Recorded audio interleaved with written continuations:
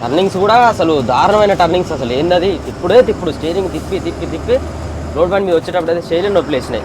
వెనకాల టైర్లు అయితే రాసుకుంటూ వస్తాయి. గట్టిగా ఒక ఏదన్నా కంకర పొచ్చడి ఉందనుకో, ఆ కంకర గుచ్చుకోకుండా పోతుంది అనమాట. బండి తెస్తుందో చూస్తురుగా. ఆఫ్ రోడ్ జర్నీ ఇక్కడ నుంచి స్టార్ట్. ఒక అడ్వెంచర్ చేసినట్టు ఉంటుంది ఈ రోడ్లో. టైర్లు చూడు ఎట్లా వస్తాయో,